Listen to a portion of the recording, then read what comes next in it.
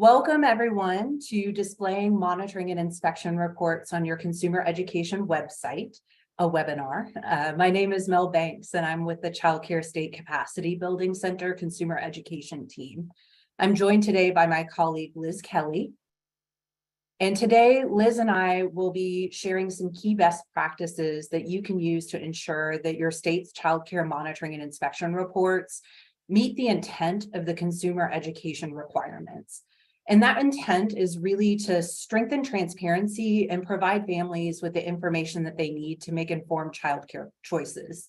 So as part of our webinar today, we'll be sharing examples from lead agencies who have applied some of these best practices, as well as a series of mock-ups that we've created to help you think about how you might better place your monitoring and inspection reports within your childcare search tools. So, and then a bit later, we're going to be joined by Megan Campbell of the Office of Child Care Policy Team.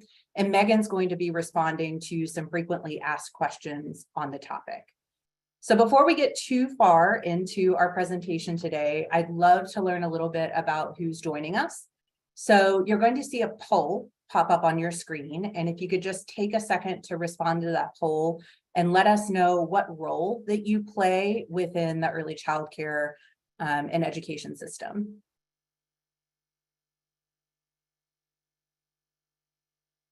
And we're starting off strong on the state government professional end, which is great. While folks are responding to the poll, I'll just let you know we are recording this webinar and we'll be posting the webinar for viewing on the Child Care Technical Assistance website. So once that resource and the slide deck is available for viewing on the site, we'll send out a follow-up email, and that email will be sent to everyone who's registered for the webinar today, along with potentially some additional resources that might be helpful in helping you think about this topic. So keep your eyes peeled for that, that email a little bit down the road. It might be a week or so before we can get everything posted, but we'll be sure to follow up with you. All right, so we've got a pretty good turnout today, and it looks like the majority of you are from state government professionals or state level professionals outside of the government. But we've also got some TA folks and some folks from other areas. So thank you so much for deciding to spend your time with us this afternoon or this morning, depending on where you're located. And I'll also let you know that throughout this presentation, we've got a couple other colleagues from the State Capacity Building Center that will be supporting the webinar. So Karen and Michelle and Lauren are joining us today to help advance our slides and monitor chat. Feel free to put questions and comments in the chat. We've got a lot of information to go over today, so we may or may not be able to get to all of your questions or comments. But your feedback and your questions always help us think about how we can best present our TA and respond to questions through TA in the future. So even if we don't get them today, please feel free to use the chat and to share with us your questions. So thank you so much for participating today. All right, so let's go ahead and get started. So I'm going to start by talking why consumer education, and this is consumer education broadly outside of just posting your monitoring and inspection reports. So as I'm sure you're aware, there are a lot of different ways to get information on childcare, whether it's through different online outlets, social media, parent groups, word of mouth. And the quality and integrity of that information varies drastically from source to source. And that's part of the intent of the CCDF consumer education requirements. It's aiming to make your CCDF lead agency the trusted source of information for childcare in your state or territory.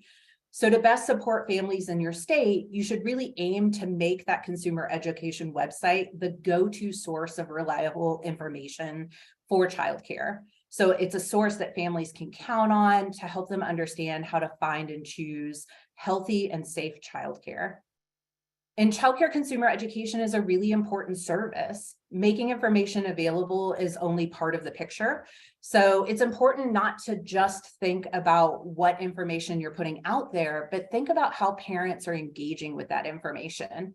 If you talk about quality in childcare, how do parents know what that means? If you provide information on monitoring and inspection reports, how do they understand what that information means and how that helps them make informed decisions? So looking at this picture on the screen, I'm sure this is a picture that a lot of you can relate with, whether it's with your own children or supporting parents and finding care. This parent is juggling a lot. So they're trying to make informed decisions for the care of their child while they're also balancing work and life and taking care of their child. It can be a really stressful process.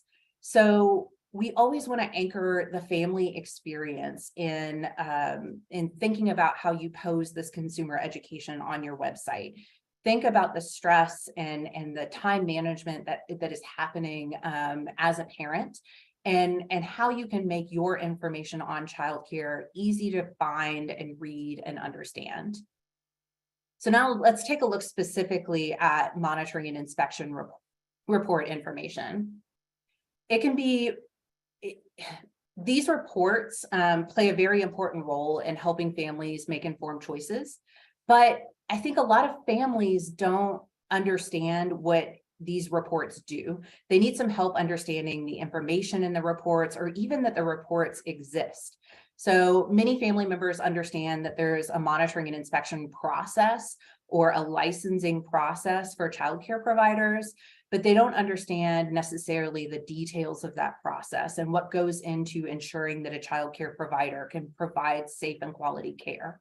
So today we want to focus in our webinar on moving past the requirements and really focus on the best practice around monitoring and inspection reports, because those best practices help amplify the intent of the requirements. The key best practices that we're sharing today can really help you strengthen your approach to posting these reports. And what we'll do is be sharing those state examples and detailed mock-ups to help you think about how to apply these best practices. Note that any state example that we share is not an indication that that state is in full compliance with all monitoring and inspection report requirements. It's really just a way to amplify a best practice that we're specifically demonstrating. So if you see a state example, or if you see a mock-up that you really would love to apply within your own lead agency, we encourage you to reach out to your regional office and to your state system specialist to ask for support in implementing that within your own state or territory, and to ensure that you're still maintaining compliance. So, and then before we dive in a little bit deeper, remember that we're going to share a lot of information in this webinar, and you're going to see a lot of ideas and examples that you might want to apply within your state. It's important to think about this in an incremental approach. You don't have to go from where you are now to the golden example of best practice in just one short step or one process. So think about how you may be able to apply quick wins and incremental improvements, and then get to that long-term strategy a little bit down the road. So let's take a look really quick at the requirements. So these are the requirements that are specifically related to monitoring and inspection reports. Like I said, we're not going to focus on these really a lot in this presentation today, because we're looking mostly at best practice, but it's important to understand what those requirements are to ensure that you're meeting requirements, and then how you can think about going beyond those requirements. These requirements are the foundations of building quality monitoring and inspection reports, but meeting the requirements alone doesn't automatically result in a positive user experience. And remember, we're always thinking about that user experience and how the family navigates these monitoring and inspection reports. So you can see there that we're looking at the date of the inspection.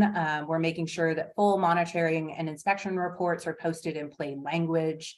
If the full report isn't available, we'll use a plain language summary that has to be posted along with the full report. The inspection reports relating to substantiated complaints are posted. Inspection reports include the prominent display of serious health and safety violations, including serious injuries or fatalities resulted from noncompliance. the corrective actions taken by the state and the child care provider for any identified noncompliance need to be posted. And we want 3 years of reports for each provider available on the site.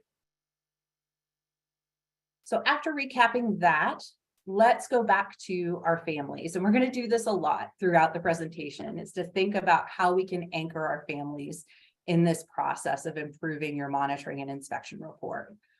What information do you think they need to make the best choices for childcare? How can you take overly complicated regulatory language, complex health and safety checklists, years of monitoring and inspection reports, and present them in a way that a busy parent can digest and understand, and that they find helpful? Parents don't know what they don't know.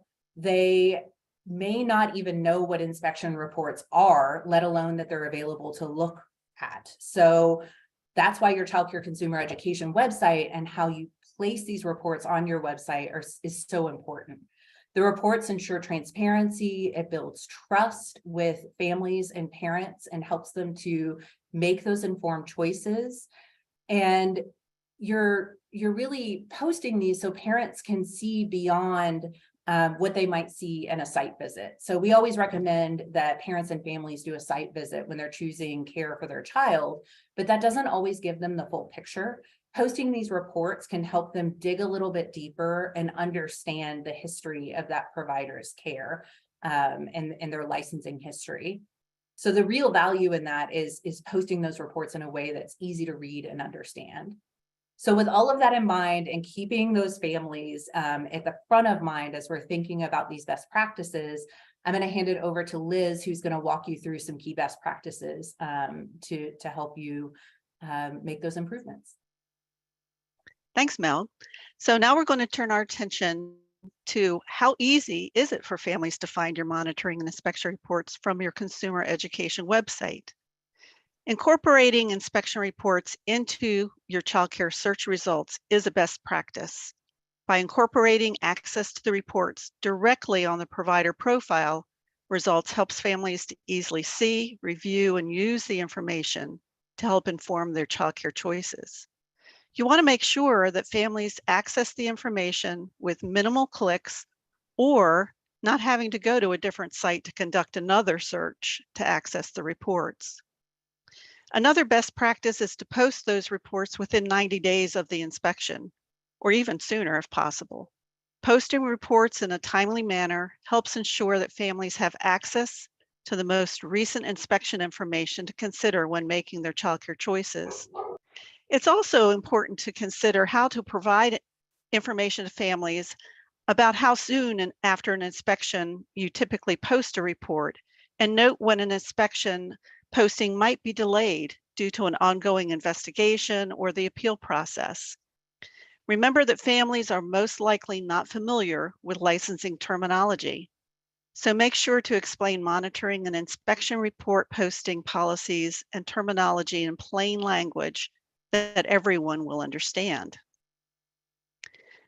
To illustrate this, we'll look at an example here from Colorado. But before I do, again, inspection reports that are easy for families to find and read during their child care search can help build your reputation as that trusted resource in your state or territory.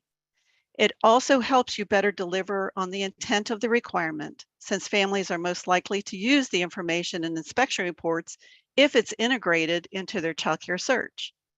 Families might not piece together that they should review the inspection reports if the reports are posted apart from the child care search results. On the screen here, you see an example of how one state does this. Colorado, as I said, integrates access to their inspection reports directly on the provider profile page, making it easy for families to find. In the example, you'll also notice that they list categories for ease of access to different types of information that families may want to review as they investigate if the program is one they should consider. So the categories they have for families to choose from include the inspection report, complaints made against the program. A family may be very interested in knowing whether a facility has complaints that have been lodged against it and how they've been addressed. investigations following child abuse, neglect assessments, again, very much interesting information for families, investigation of reported injuries at the program, and actions impacting the status of the program license. So a family can choose from one of those various options to drill down and to investigate more information about that particular facility. Next, we'll look at helping families understand the posting of the posted reports. Using technical or regulatory language hinders a family's ability to understand the report and use it for its intended purpose to help them learn more about a child care provider so that they can make an informed decision about child care. In this next section, we'll discuss best practices lead agencies can use to help families learn about the purpose of child care monitoring and inspection reports and how to read and understand them. Do you provide information to help families understand your reports?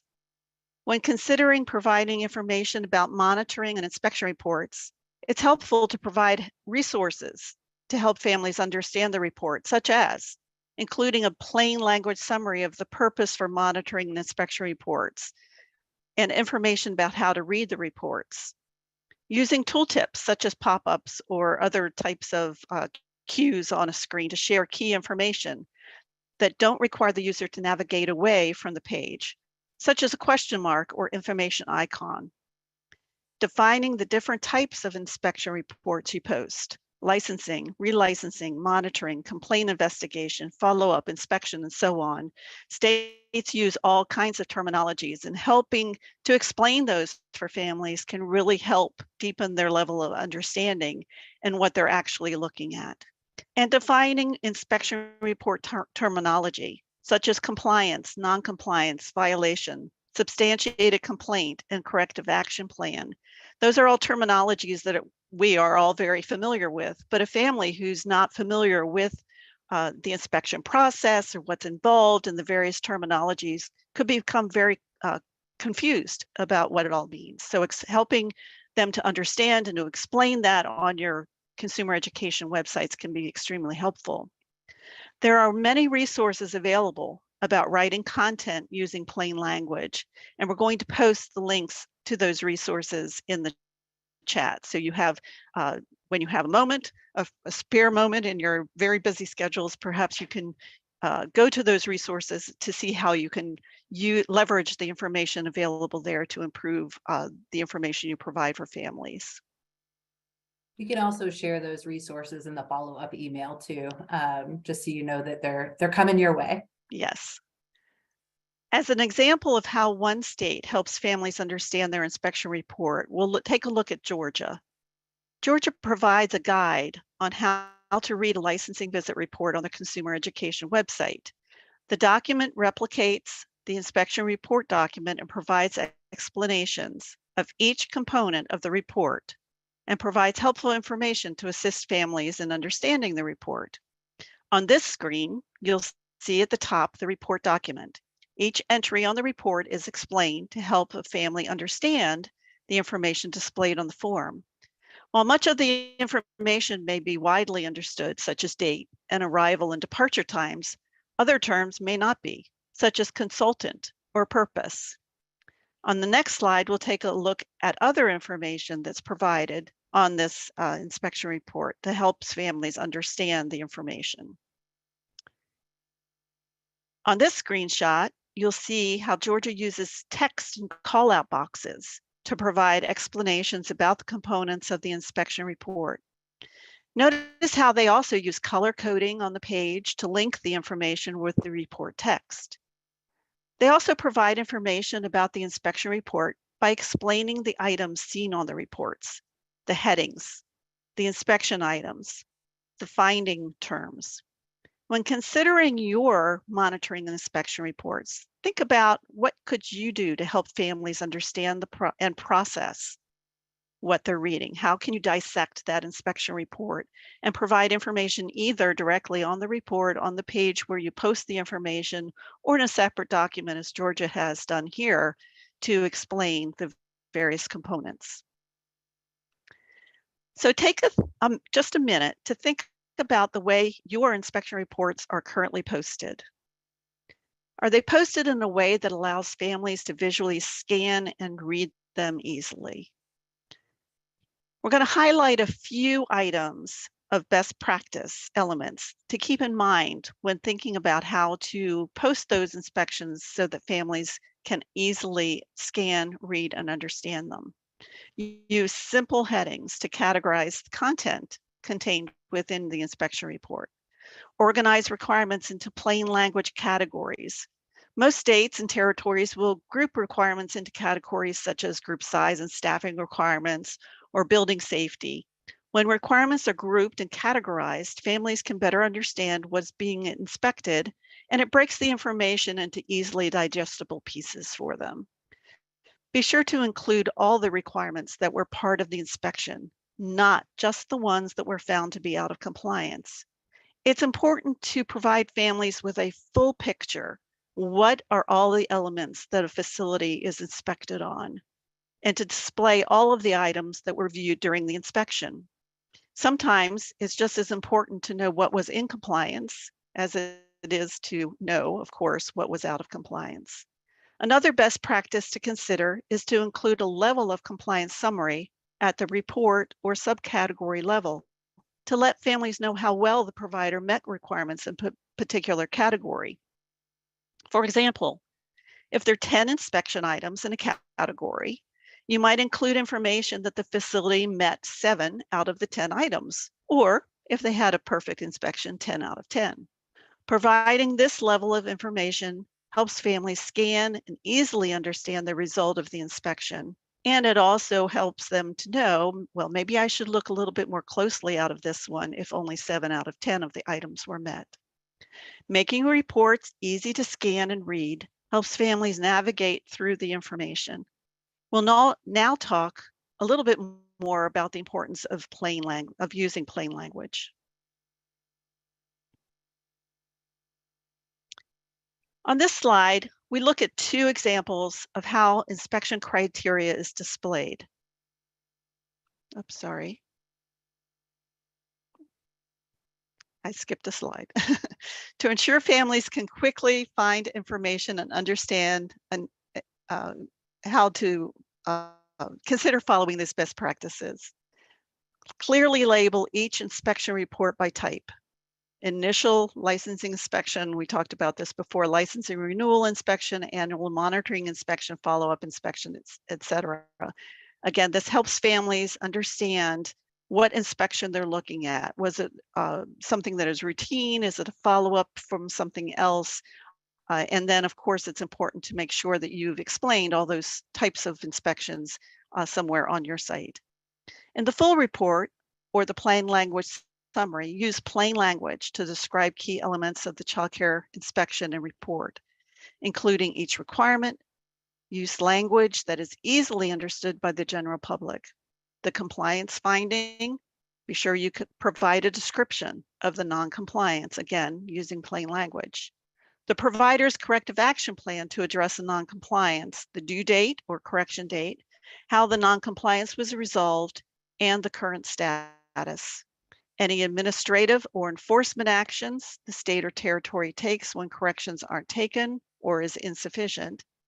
And be sure that you design your reports and tools to clearly link findings of non-compliance with the corrective action plan, resolution, enforcement actions when applicable. Now we'll take a look at 2 examples of how inspection criteria is displayed. On one side is unclear, and on the other, clear. The first column shows the requirement using the state or territory regulatory language. Remember, the purpose of posting inspections is to provide information to families about what is inspected and in compliance. It's important to state the requirements in language that families will understand and provides enough information to help families make clear decisions. The second column shows how the requirement has been stated in plain language that is easily understood. In the first example, the inspection criterion is stated as CCF Regulations, Chapter 9, Section 4.5F medication, page 67. Anyone want to take a guess at what is being inspected here?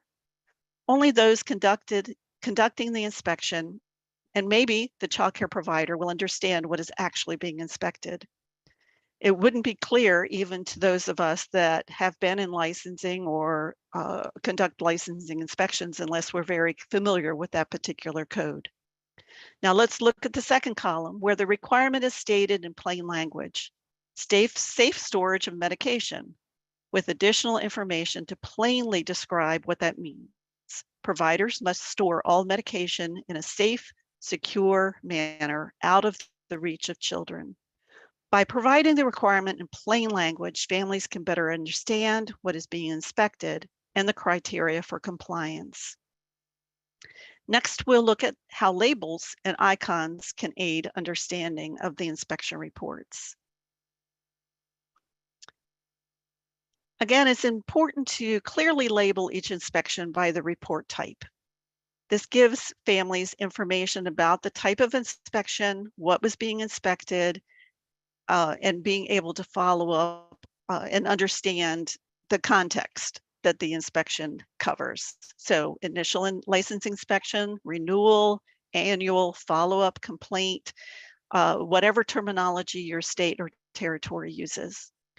Then look at using easy to scan and understood icons to indicate that the inspection requirement was in compliance, out of compliance, or out of compliance related to a serious or critical health and safety violation. Define any icons or color coding you use to increase transparency and understanding.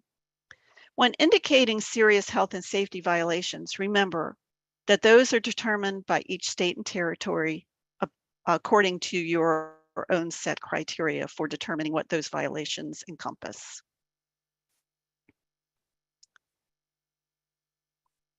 Displaying corrective actions can be challenging.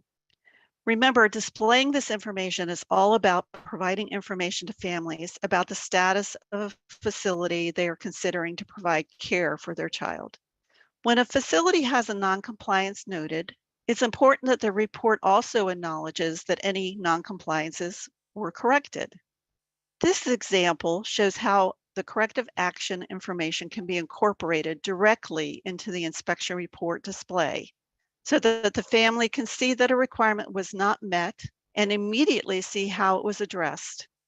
This is helpful for families to see when they're considering care.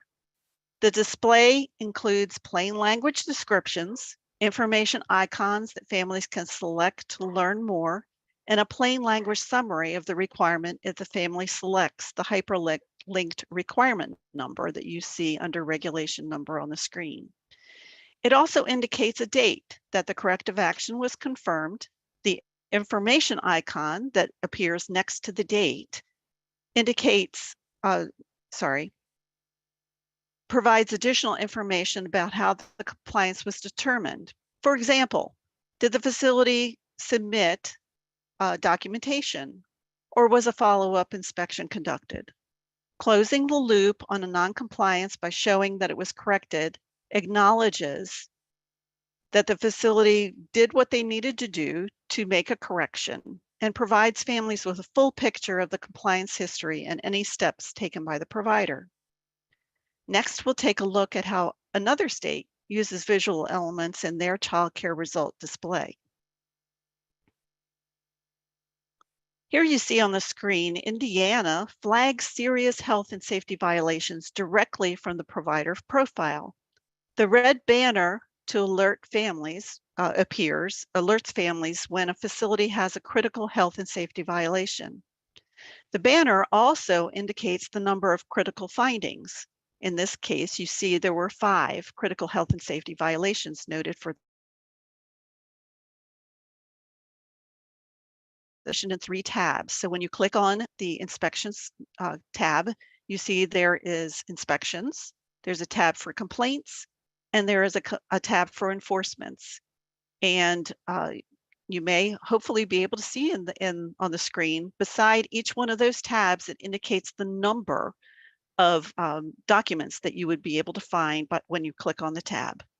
Including divisions according to types of information also can aid understanding and transparency for families as they're looking at these inspection documents. Let's now go back to the intent of providing monitoring and inspection reports. Child care consumer education website requirements aim to make online child care information more transparent, easy to find, and helpful for families. A family's user journey on your consumer education website should be intuitive. Here we look at a process that a family goes through as they consider their child care options. Once they're on their website, they conduct an initial search. They're presented with a list of providers to consider. They use the list to take a closer look at various providers that they're considering and dive deeper by reviewing the posted inspection reports to make an informed decision. Ask yourself, can parents easily find your online childcare search? Is it prominent on your consumer education website homepage and other related pages, such as the licensing information page? Once they conduct their online childcare search, consider how you can integrate key information right into the provider profile so that families have all of the information they should consider when choosing childcare. The provider's quality rating, for example, access to the inspection reports, the provider schedules and fees, and other important information that families would want to have at their fingertips. Up next, Mel's going to help us look at a family's journey as Thanks. So Liz just did a great job of walking us through the kind of high level steps that a parent might take when they're looking for information on childcare.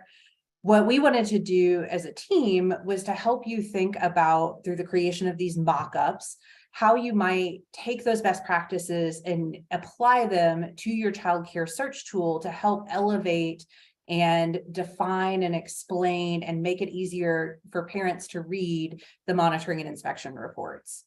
So we're going to walk you through this series of mock-ups. And I just, before we start, want to say that we recognize that some of these features may take a while for your lead agency to implement, should you decide that this is a good path for your lead agency. A lot of that varies based on technology capabilities, based on your ability to coordinate with other regulatory agencies that might have a piece in the process, and just the amount of time that it sometimes takes to update processes and forms and business practices around your inspection report, around your child care search tool.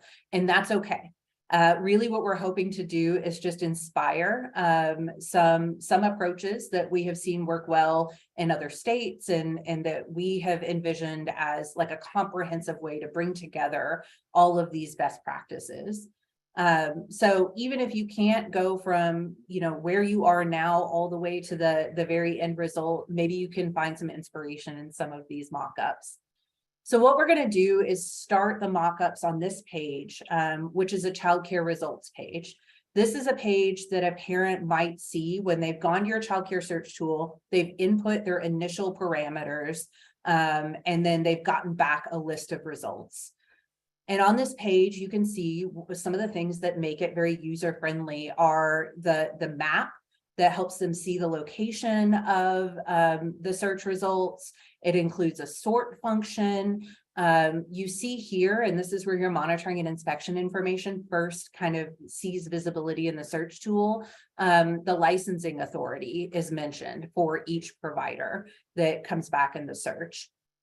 You'll also see some of those information icons that Liz talked about a little bit earlier, and a list of key info on each provider that might help the family start to narrow their search for care. So from that page, what we're going to do is look at what a child care profile, an individual profile might look like. All right, so we're trying to give you a good picture of what this user journey looks like. So in this case, the user or the parent or the family member has clicked on the view button to go into the specific provider profile. In this case, it's the button for ABC Child Care Center. So let's take a closer look at what that profile looks like. All right, so here's the full provider profile. This profile presents key information that you may have seen in some of the summary information in the search results, but it also dives a little bit deeper into individual areas of the program details. So like Liz mentioned before, that categorization of information can be really important in helping families understand different elements of what goes into monitoring and inspecting childcare providers and maintaining a license or being regulated. So this is a really good way if you divide these pages into different areas or different categories, it helps the users not get overwhelmed by the amount of information that's available. So the use of those icons to like click on to get more information, the use of categorization. In this case, they've split out program licensing information, schedule fees and availability, service and schools served, monitoring and inspection reports, and complaint investigations. So similar to the approach that we saw from Indiana, where they had different, tabs for different areas of information, this one just divides it out into a couple more categories. So let's take a look at the monitoring and inspection tab and what is contained there. So this tab, if you click on the monitoring and inspection tab, it keeps the same kind of wireframe, but the program details to the right of those categories change, right? So you've got that kind of static element at the top and the categories to the side, but then the actual area or category information will change. So for the monitoring and inspection reports, one thing to note is that we have complaint investigations in a different area. That's a different tab. So this is just monitoring and inspection reports for specific, like a visit, annual visit or things like that. It includes a little bit of text at the top that talks about the reports and how they're important for the health and safety of a child in care. They also clearly indicate the inspection type. So is it monitoring? Is it a license renewal? Why was the visit conducted? It includes question icons, like we said before, so families can learn more without getting overwhelmed with a bunch of additional information on the page. And then it provides a summary of all the reports in a list format. So you can see by order of date, each inspection that was conducted, as well as a little bit of additional information on that, such as how many non-compliances were found in the list of elements monitored. So, and then at the bottom, there's a little bit of text about how to access older reports. So if you're rolling reports past 3 years of monitoring history off of your website, how can families get access to that report? How can they get access to reports, that may not be displayed on this screen? Who can they call? And remember that parents don't know what they don't know. So this summary of the monitoring and inspection history can help them get some important context on the individual providers. So what we're going to do next is we're going to look at a report. So just a transition screen here that tells you how we get to this next layer of the provider profile and search screen. So in this case, the parent would have clicked on view to see the details for the May 2020 monitoring visit. So that first one in the list, and it'll take them to details on the full report. So we'll zoom in on that. So this is just one option to display your full reports. It takes full advantage of the categorization that we've mentioned a couple times before that you can keep applying over each layer of this childcare search tool. You'll see the icons that are represented in the top right corner. That's the icon key that stays static, because each of these categories can be expanded to look at the elements that were monitored under each category. But when you first get to this screen, it's all collapsed, they're accordions, and it just tells you the main category and then the level of compliance within that category. So I feel like this is a really good place to pause for a reality check on what's accessible for your lead agency in applying these best practices. So, you know, in a lot of current lead agency practices, we're seeing that this is the point in your search tool where you might link to a PDF or a printed report for monitoring and inspection reports. And getting to this level of detail and that digital import of information could be a big lift for your agency. And so, you know, if you decide that you want this as your long-term goal, are there ways that you can apply some of these best practices to your printed or static digital reports that will help do things like categorize or summarize monitoring and inspection history and details in a way that's a little bit more digestible. So it could be like renaming your regulation categories or adding those level of compliance indicators to your report. So I just wanted to pause there because we're getting pretty detailed in these best practices. So with that said, we're going to keep going deeper. So let's expand, or we'll look at what it would look like if you were to expand one of those categories. So in this case, it's looking at the emergency preparedness category, and we'll zoom in on that example.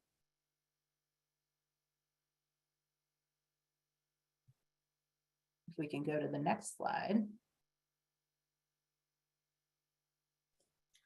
Lauren, can you advance the slide? It is there. Thank you. Thank you. Yep, let's go back one or a couple. Yeah. Back again. Back. Yep, right there. Okay. Oop. One forward. I think we're having some technical issues, but we'll get through it. And you've seen this example before because Liz shared this as an example of using icons in categorization and talking about corrective action plans and resolution dates. So we don't need to, I don't think we need to stay on this slide too long because Liz already shared those best practices, but you see here just what it looks like to see the green check mark for the specific monitoring items that were in compliance. And then you'll see here that there's also a serious health and safety violation that has been indicated. So there's a little bit more detail on what was observed and on the corrective action and when it was resolved. So that's one example. We'll go to the next slide and look at what it might look like if you click on a different area. So in this case, the user, I think we need to, yep, the user selects the physical space requirement, and that's what it would look like if they clicked on physical space to expand that category. And we'll zoom in on that slide. Thanks. So this display, same as the other one, you can see the green check marks for what was in compliance. There's plain language descriptions that are associated with each of those icons. And this is an example of a non-compliance that was not a critical health and safety violation. So really distinguishing, you know, we had a concern here, it was a non-compliance, but it's a little different than a critical health and safety violation. So really calling that out and allowing parents to understand the differences between the two. So that's the last element that we've got in our mock-up. And I'll just say that, remember, this is just one way to display these. If you have ideas, if you want support in thinking about how to apply these, you can always reach out to your state system specialist in your regional office, and they can connect you with TA to help you think through these different approaches. So real quick, I want to hit on just a couple other best practices, and then we'll roll over to hear from Megan Campbell. One is transparency. So one of the main intents of this, of the CCDF requirements and of all the best practices that we've highlighted today, is to really provide transparency into the consumer or the childcare landscape for parents and families. So it's really important to provide a way to look up inspection reports. So there may be a reason to go specifically to inspection reports that that wouldn't necessarily be included in your childcare search tool. So for instance, if a provider is closed, or if a provider is not available to the general public, you may not want to include those in your childcare search tool, but you still need to post the the monitoring and inspection reports for full transparency. So that licensing and inspection tool may live separate or may have a different way to access outside of your child care search tool. And if that's the case, then if you use that approach in your state, make sure that families understand how to access that other tool. It's also important to clarify timelines. So make it very clear on when inspection reports are expected to be posted so that parents know how accurate in real time the information on providers are within your tool. And then indicate how far back the state's history goes. Talk a little bit about what determines when a monitoring and inspection report can be found on the consumer education website. And then finally, include a summary of why these reports matter. So in your site itself, not just your search tool, but your consumer education website in general, make sure you're talking about the importance of inspection reports so families know to look at this for information. Now let's talk a little bit about license exempt providers. So these tips can help you a little bit with those license exempt providers specifically. So the term license exempt isn't something that a family necessarily is familiar with. They may interpret license exempt as unregulated. So to minimize confusion, it's really important to define those licensing types wherever and whenever you can throughout your search tool and your website and in your reports. Provide the definitions in a lot of different areas. And underscore that childcare search only includes, licensed and legally exempt programs. So parents know that anyone they find in their childcare search tool has been regulated. So a great tip is to go to childcare.gov because their consumer education content has a lot of information on topics such as how do I choose quality care and how does licensed care ensure children's health and safety. So if you're looking for information for your childcare search tool, your website, your monitoring and inspection reports, start at childcare.gov because they've got a lot of great information there. And then finally, make sure that you indicate the licensing or regulatory authority. We saw that at the start from the childcare search tool results where we indicated who's regulating which providers. And that just helps to create a bridge for parents that may be looking for more information on a specific provider. So with that being said, if we want to think about an incremental approach.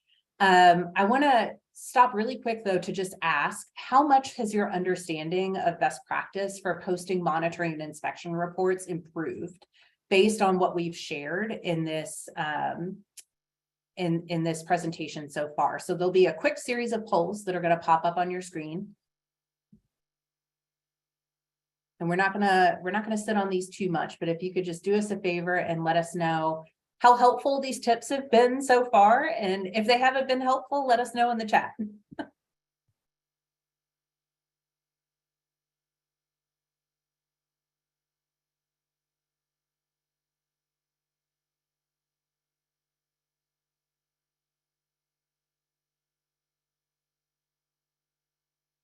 All right, so we've got mostly moderate and improved, some a little improved, some not improved. So hopefully we'll get to some more information throughout this presentation that will be helpful. And then just one more question is that after these, since these have been presented, how likely do you think you'll apply at least one of the best practices that you've learned on this call?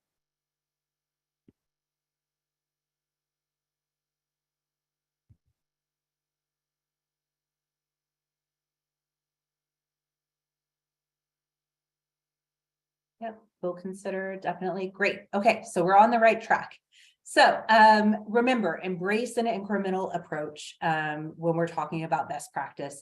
But I don't want to take up any more of your time because we've got a great conversation with Megan Campbell to answer some of your frequently asked questions on this specific topic. So I'll turn it over to Liz and Megan. Thanks so much. So up to this point, we've talked about best practices in posting, monitoring, inspection reports, and now we're going to turn our attention to some policy questions. And as we've said, we are so happy to have today Megan Campbell with us to answer some of these, hopefully provide some answers for us. So the first question to Megan is, do informal providers, friend, family, neighbors, have to be searchable in the child care search tool? Hi, everybody. Thanks, Liz. Before I get started, I know we got a question in the chat, and I'm hoping that the responses we have today will cover some of that, but please feel free to follow up later if we don't. So regarding the search being searchable with the family, friend, and neighbor care, I assume this is about the zip code based search for childcare providers that is required in the regulation. And with that one, lead agencies have to include all licensed childcare providers in their zip code based search, but it's up to the lead agency, so up to the state, whether or not to include license exempt providers, including informal providers or FFN providers. That would be up to the state. It also could, if you include those providers in your zip code search, you could also have a different kind of profile that pops up for them. That would be an option as well.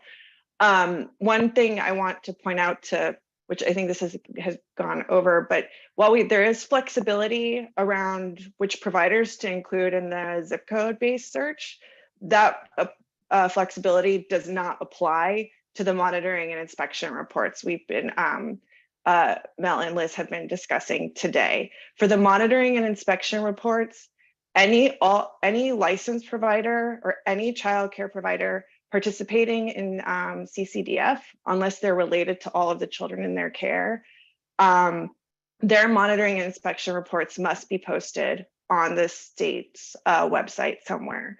So, this really gets to partially because on the zip code based search, a lot of that is marketing. It's making sure that families can find providers who are available to them. But with the monitoring and inspection reports, one, there's that piece of it, but they also play a critical role in making sure families know about the health and safety of the care that they might have. And also transparency around the use of federal dollars that are going to these providers. So I know there was a lot of talk of transparency earlier, but I just wanted to kind of reinforce that piece with my extra long response to your much simpler question, Liz. Well, it's a question that a lot of states and territories grapple with, and wanted to show one very quick example of how a state has approached this so that they provide information in a way that families can look at inspection reports for those FFN providers. The example comes from South Dakota, who has a particular search that is housed on their search screen. So you can do a zip code search, but there's another place on that screen that families can go to search for those informal providers that wouldn't be part of that zip code search. So thank you for that clarification. I know that many states have been grappling with that. The next question is, what information regarding corrective and administrative actions must be displayed? So in the regulation, we specify that the monitoring inspection reports must include, quote, information on corrective action taken by the state and child care provider where applicable. So this is something where there's a lot of flexibility for states in deciding how to share this information. You are not required to post like a formal corrective action plan that the provider has agreed to. I know that's a question we've gotten in the past. So it can really be however you choose to display the steps the provider has taken to resolve an issue. It could be, if it's during the inspection, I know sometimes that things can be resolved right there. You can put that. But also in addition to the provider's response or their corrective action, it does ask about the state's corrective action where it's applicable. It's obviously not always applicable, but sometimes I know states like to point out that they're going to provide TA to providers to help respond to some of the findings. So that's one option for including information about how the state is providing it. But again, it's very much, a lot of these components are very much up to the lead agency. All right, thank you. And I just want to remind everyone to think back to those examples that we provided earlier in the webinar about how to display information, close the loop on that information for families around what corrections were made. So the next question is, can states and territories redact the address for FFN and monitoring the inspection reports? Yes. States have the flexibility to decide what specific information about a provider is included on the monitoring inspection reports when they post it. So in the 2016 preamble to the final rule, it's not the most exciting reading, but can provide a bit more information on what we were thinking. But in that, it does talk about if states are concerned related to privacy, particularly for home-based providers, more informal care, et cetera. You could choose to just include maybe the name of the provider or the name of the provider and the zip code. You could also just include a unique identifier for the provider. And then the provider can share that with the parent if they're interested in pursuing that information. So there is the option for changing what information is shared there, but it is a requirement that those reports be posted. So, but we defer to how you find the flexibility in sharing that information. Okay, great. Do states and territories have to include the same information in monitoring and inspection reports for all providers? For example, can they redact information on the environment if care is being provided in the child's home? States can choose if they want to have a different report for the type of provider. That is fine as long as the monitoring report being posted includes the required components like the date of the inspection, those corrective action plans.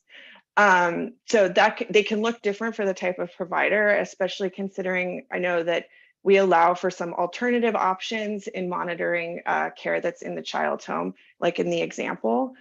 So in that sense, the lead agency could choose to have a different report. It could choose to block out some areas that are more sensitive. This also can get pretty nuanced though, because it very much relates to the types of monitoring and inspections that the state does and that have been approved in your CCDF plan. So if this is something that for a state you're really interested in learning more about, I'd suggest reaching out to your OCC regional offices so we can be a bit more specific in that response. And so how does the requirement to post 3 years of monitoring the inspection results work when a provider was not open for the last 3 years? For example, what if a provider provided care in 2020 for 1 year, closed in 2021, and then reopened and started providing care again in 2022?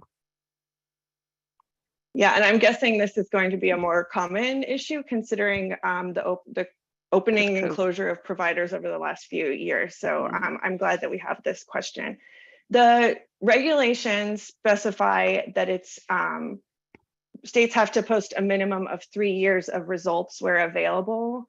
So it's about having 3 years of results, not 3 consecutive years of results. If that, I know this sounds a little bit like splitting hairs, but basically if you have 3 years of results for a provider, all 3 of those years, at least those 3 years must be posted. So if a provider was open in 2020, closed in 2021, reopened in 2022, you know, they're open in 2023, you would need to be posting the 2020 report and the 2022. Now I'm getting myself confused, but it'd be okay to not have a report if they were closed in a year, right? So it's really about if you have 3 years of results, those should be posted. The only kind of exception on this, though I think we're far enough along that maybe this doesn't come up quite as much, there was not an expectation to post reports from, you know, before the final rule was effective in September 2018. So you wouldn't need to look back that far if, but in general, as we continue to move forward with the monitoring and these reports, you should be just 3 years of results. Thank you so much. I know that those clarifications will be extremely helpful. And as a reminder to everyone on the webinar right now, remember to explain the various criteria about what's posted, why something might not be posted, or there might be a gap in the inspection. I want to thank Megan on behalf of all of us for spending time with us to address these important questions. I know there's some more questions that have popped up in the chat and others that may be submitted. Remember, if you have additional questions or would like technical assistance about posting, monitoring, and inspection reports, contact your regional office and child care system specialist to request further assistance. So I know we're up against 4 o'clock. I'll turn that quickly back over to Mel. Sure. So I'll just close this out really quickly. If we could pull the slide deck back up, you'll be getting a reminder when everything is posted, but just remember the why. Remember your families and why we're posting this information in the first place. And I wanted to let you know, if we can go to the next slide, coming soon, we will be releasing a brief on this topic that will summarize some of these best practices. We're also kicking off a peer learning group on March 22nd.